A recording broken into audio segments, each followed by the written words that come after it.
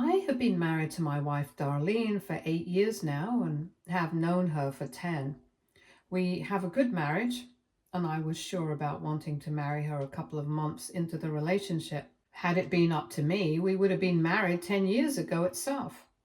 But she had a son from a previous relationship, and she wanted to be sure about me and ease her son, Stuart, into our relationship. I understood where she was coming from, and I loved her. And that is a big factor in our relationship. So I did what any man in love does. I waited. I waited for her to be sure about me. And I did so without so much as a complaint. Darlene's relationship with Stuart's father, let's call him deadbeat for the sake of the post, because that's what he really is, was tumultuous, to say the least. They had a long-standing on and off thing going on when she was in a very bad place in her life. When she got pregnant with Stuart, she realized that it was high time now to get her act together, because otherwise she would condemn her son to the same life that she, and more importantly his father, had been living. Deadbeat is a crack addict. He's always been. He tried to get Darlene into it, but she always resisted his attempts, and that used to be their main bone of contention. She loved him, and she claims she loved him. I knew him much before he dove into this pit of hell that he never came out of, which is why she always tried to get him out of it. And that pissed deadbeat the hell off, because he hated being disciplined and being told what to do. So he used to try and get Darlene on the same, primarily so he could get her off his back. Yeah, it was pretty messed up, and honestly, I really don't know how Darlene made it this far. Anyone in her situation would have crumbled and collapsed like a house of cards. Anyway, she powered through for the entire duration of the relationship, and when she got pregnant, she knew that she had to get away from this crap. According to her at that point, she was still hopeful that once Deadbeat got to know that they were going to have a child, he would clean up his act. She laughed at herself now for believing this, but at that point she genuinely thought that once Deadbeat got to know that he was going to be a father, the child and the magnitude of responsibility would make him quit and step up. Unfortunately for her, but fortunately for me, he lived up to his name. The moment he found out that she was pregnant, he bolted and ghosted her. She tried to get in touch with him for the first couple of months of the pregnancy, but soon enough realized that he was gone for good. She gave birth, didn't put Deadbeat's name on the certificate, and raised Stuart by herself for the first 7 years. A couple of months after he was born, she got to know that Deadbeat had been arrested, and for the next few years he was in and out of jail. She, on the other hand, worked very hard and removed herself from that life because she didn't want Stuart to experience all that. When he was 7, she met me, and the rest is history. All this backstory isn't unnecessary for the main incident that happened. I just wanted to emphasize the fact that in essence, I am the only father figure that Stuart has seen, especially in a permanent sense of the word. So what happened a couple of days ago was completely out of the blue, and honestly, I had never thought that something like this could happen to me. I was wrong, but there is nothing that I can do to change it now. When things were beginning to get serious with Darlene and me, she had made it clear that for her, her primary priority would always be Stuart, and that it was her job to look after him. I told her that I understood and that I would help her in whatever way possible, and I did. Too bad that circumstances have forced me to withdraw all of that help. But again, Stuart is old enough to know better, and he brought this upon himself. Stuart is about to go to college next year, and for the last couple of months he was going through a phase that Darlene and I termed ATY, angsty teenage years. He would come home late, be snappy with all of us and the likes. We tried talking to him about it, even suggested therapy because he wouldn't really tell us what was wrong. But he was not open to anything. So we have been living this way for the last couple of months, walking on eggshells around him, hoping that things will get better soon. I won't deny it. It is a bit irritating, but I think every kid behaves this way at least once in their lives. I used to be the same way with my old man, so I just chalked it up to being normal teenager behavior. Little did I know that this behavior was concealing something much meaner and, frankly, much more devastating than I had originally imagined. Things came to a head a couple of days ago. Stuart was being a brat about something again, and Darlene was in a bad mood due to work shit that she had been facing. It was in general a bad day for everyone, and therefore everyone snapped. He was going out again. He had been going out almost every day after school, and when we asked him where he went, he used to just shrug and ignore it. We tried to give him his space, and I honestly thought that he used to go meet his girlfriend and didn't want to tell us about it. That day, too, he was about to leave, and Darlene objected. She said there had been a warning about a storm incoming and she wasn't letting him go out in that weather. He snapped and talked back. I was a little taken aback because he generally never does it. Darlene was in a bad mood already, so she snapped back at him, and they got into a pretty nasty verbal argument. He said that he would go whether she liked it or not, and he didn't like the way she was trying to control his life. Darlene told him that she had been pretty liberal and open with his upbringing, and that he had the freedom to do whatever the hell he wanted to, quite unlike a lot of children his age. Both of them were screaming, and I know both mother and son. When they're angry, they don't really stop, and then came the low blow. Stuart called her a whore, his own mother. Darlene was too stunned to speak, and I was just furious. I had absolutely no idea where he was learning all of this, and it was certainly not at home. I intervened immediately and started berating him for talking to his mother like that. At that point, it was essentially all three of us yelling at each other, just driving everyone insane. I told him that we had been very lenient with him and had been tolerating his shit behavior for a long time now, and that did not mean that we approved of it or were letting him devolve into a horrible human being who couldn't mind his tongue and temper.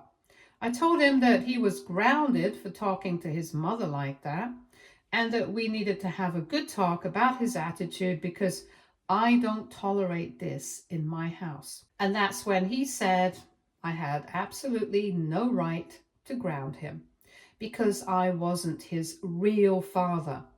I was just some man his mother had married to secure her future.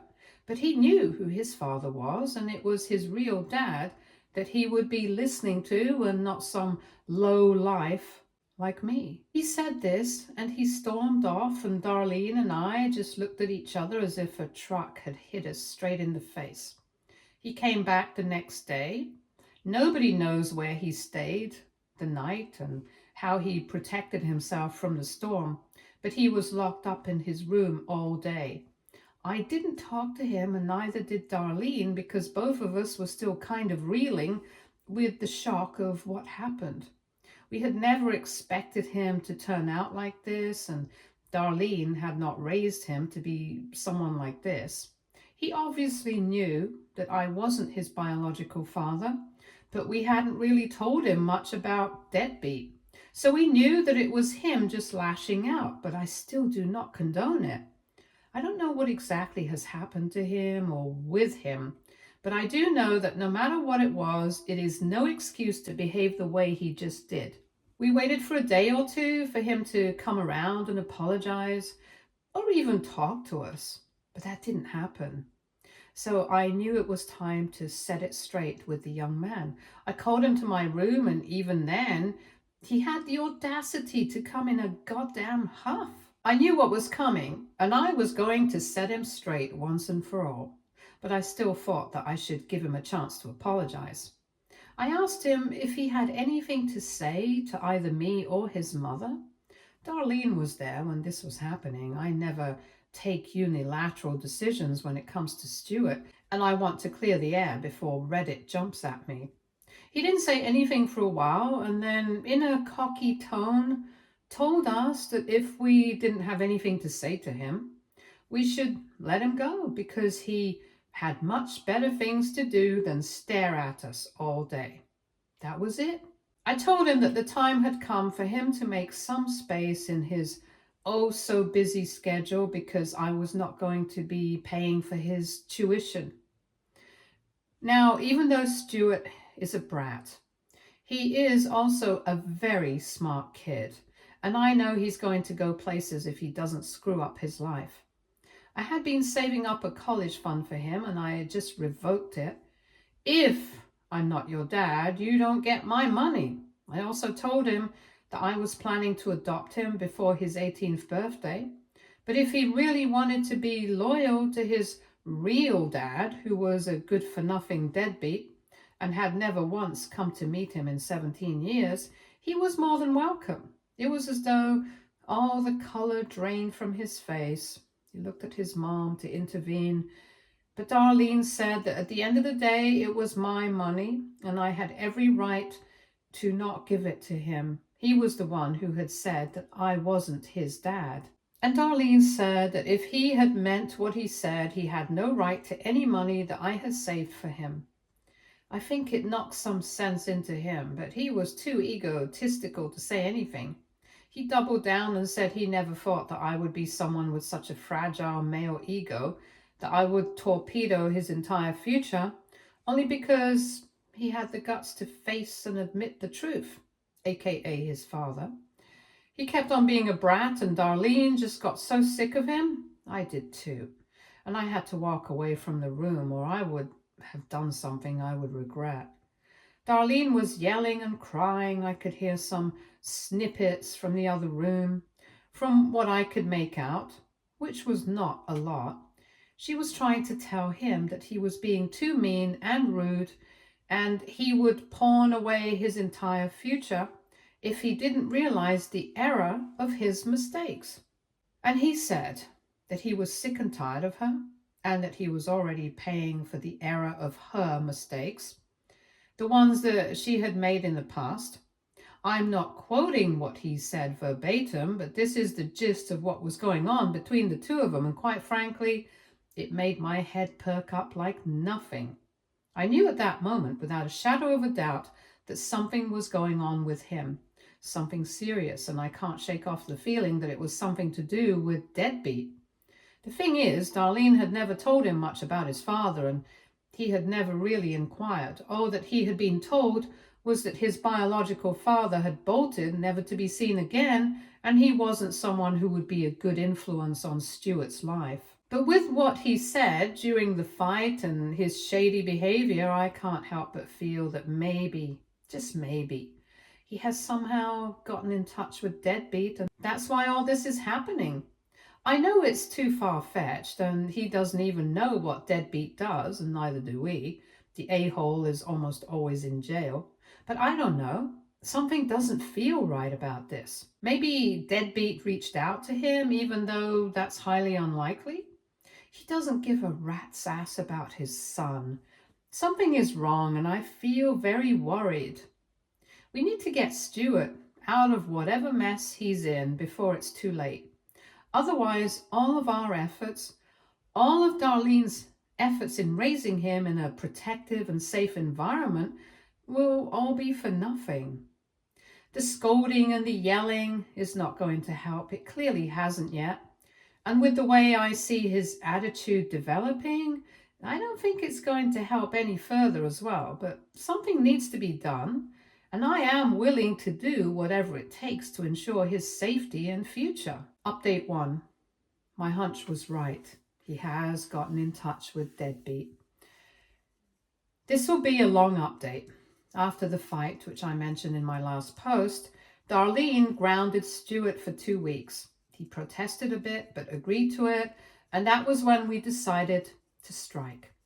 I told Darlene what I was thinking about him being in contact with deadbeat and all, and she said she feared the same thing but had no idea what to do about it. So we did the only thing that we could: talk to him. It went better than expected, at least at first. But then he revealed what was going on, and both her and I were shocked.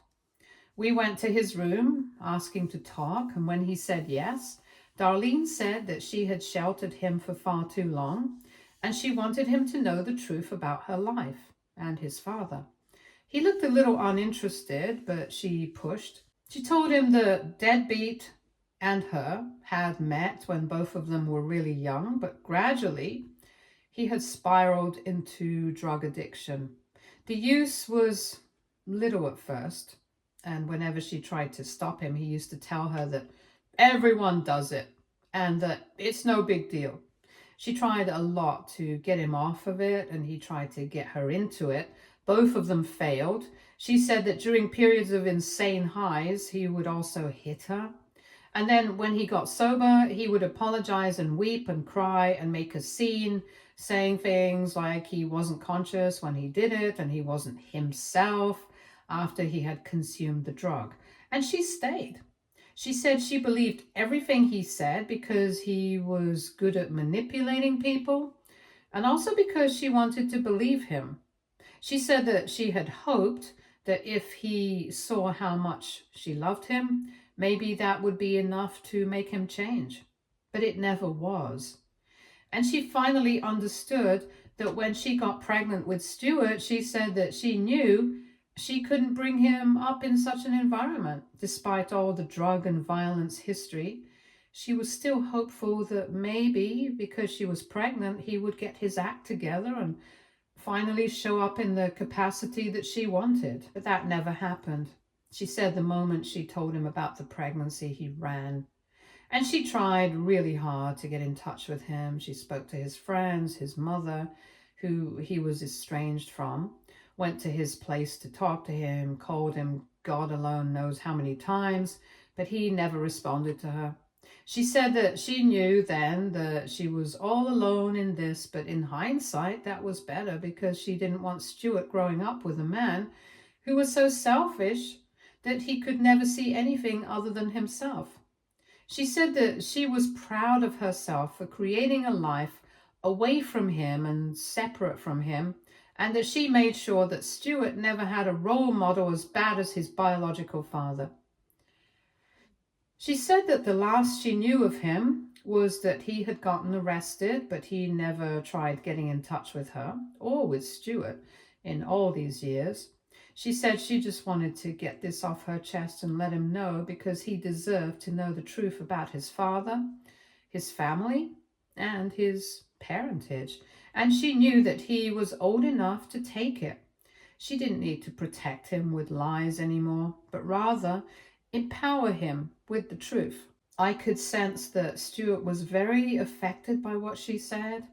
He had his eyes down, not saying anything. All the sass and cockiness had evaporated, so I was hopeful that something good would come out of this intervention. However, what he said next just shattered both Darlene and me. He said that he had gotten in touch with Deadbeat, but the story that he had told him was very different from what we had told him. He said that he took an ancestry DNA test online with some of his friends for fun, and that's when he found that he had a half-brother who is 3 years older than him. He contemplated a lot before reaching out to him. Let's call the half-brother James. But curiosity got the best of him. James and he met and hit it off, and then James introduced him to Deadbeat. Apparently, Deadbeat had been involved in James's life since the beginning, and James was convinced that Deadbeat did not know about Stuart because otherwise there was no way that he would abandon his son. It's important to mention here that even James is a drug addict, and Stuart realized that after a few meetings with him. So James took Stuart to meet Deadbeat. Deadbeat acted all shocked, saying he never knew that skank, Darlene, had given birth, and he couldn't believe that she would hide it from him, knowing fully well that all he ever wanted from life was to have a family. Naturally, Stuart got reeled in with all of Deadbeat's drama, and they started spending more and more time together, so much so that Stuart used to steal food from home to take it to Deadbeat. According to Stuart, and he himself admits now that it's kind of stupid, Deadbeat said that his house had been in a massive fire and he had nowhere to go, so he was living on the streets. He had no money, no home, no job, and no food.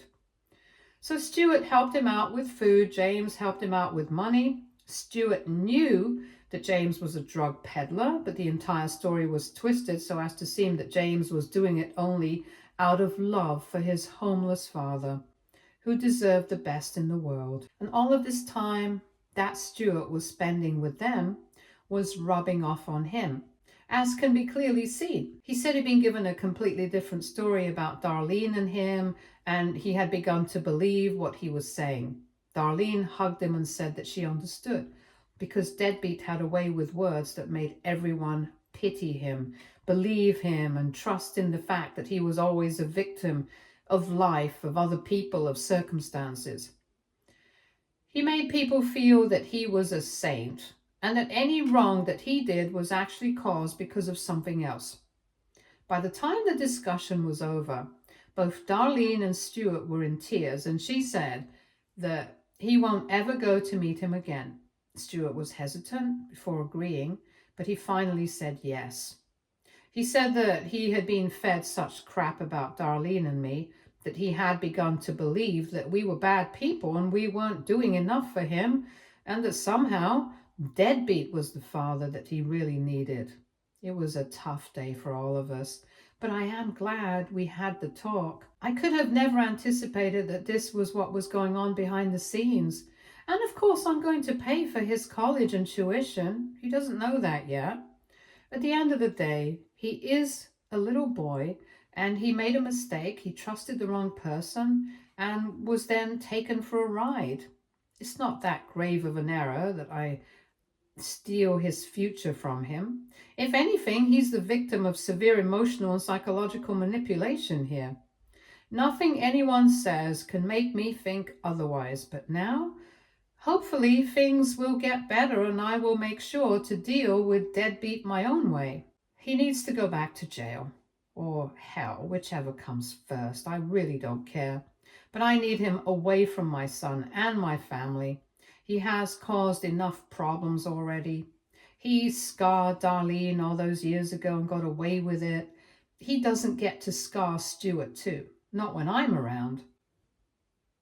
Update 2. Sorry for taking so long to update.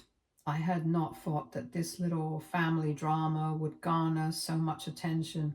Things have been better at home. We had Stuart sit out the entire 2-week grounding. Not that he protested or told us he wanted some leeway. I think it was necessary to let him know that actions have consequences and that he couldn't shy away from facing those just because he hadn't intentionally done something wrong. But I think the lesson was well learned because he has realized the magnitude of his actions and has apologized to both Darlene and me for being a little shit all these months. We have gotten him into therapy. We're hopeful because the therapist is highly recommended, and I pray we see some improvement in him. He has been quite disturbed, first finding out about his biological father and the entire roller coaster of emotions that came along with it, and then finding out the truth about his father. He has had just 2 sessions up until now, and he seems to have gelled well with his therapist. Hopefully it gives results and helps him ease a bit. On the other front, I knew I had to do something about Deadbeat. I called up a cop buddy of mine, he's a childhood friend, and told him the entire situation in brief. It was essentially to ask his help to somehow lock up Deadbeat. Wouldn't be too hard and wouldn't be illegal because the guy is always high as it is. I thought it would have taken more time, but apparently both Deadbeat and James have been taken into custody for possession of drugs. Stuart doesn't know as of now, and I don't plan on telling him either. Whatever little progress he has made might be reversed if he finds out that the arrests happened, and I cannot risk that. I cannot risk anything anymore. I am just glad that since both of them are behind bars, Stuart is now safer than ever. I had genuinely not told my friend to nab James as well, but he found the two of them together dealing and whatnot. So yeah, that's that for them. I know it really doesn't matter to Deadbeat. The jail would be his second home by now, but I feel bad for James and his mother. At the end of the day, he's also just a young guy who trod on the wrong path, and then Stuart would have trod the same path had it not been for our timely intervention. I still shudder when I think of what his life would have become if he had continued association with Deadbeat. He's a bright kid with a lot of potential, and the mere thought of his future being pawned away from this just makes me stay up at night. God saved him and us, and I couldn't be more thankful to him for it. Update 3. Stuart turned 18. It was a rough couple of months, but his therapist really helped. He seems to be in a better place mentally. The progress is slow, but it is what it is, and I'm trying not to put pressure on him to get better soon. That would be completely counterproductive. A month before his birthday, I asked him if he would like if I adopted him legally, and he hugged me and broke down. He said that he was so ashamed of his behavior that he thought I would never want to be his dad again, and that I would disown him the minute he turned 18. I told him that no matter what happened, he would always be my son, and nothing could take that away from us. He said yes to the adoption, so now I am legally his father. It was a very special day for both me and him, and I think I will cherish and celebrate it every single year. I also told him that he was getting the college fund that we made for him. That was a dark period for the family, and all of us said things that we didn't mean in the anger of the moment. But now, all of that should be in the past. So yes, things are looking up. He has been studying hard and has gotten 2 acceptance letters from universities already. I told you he was a smart kid and that he would go places. I won't deny that I am a bit worried about leaving him alone because the college he wants to go to is out of state. There is a possibility that he might get in touch with James, but I can only trust him to make the right choice. I can't protect him by keeping him caged at home all the time. It'll be difficult, but I guess it'll have to do. Thanks, Reddit, but I'm signing out, hopefully. I don't need any new drama for the next couple of months, if not years. Stay tuned for more stories from our girl relationships.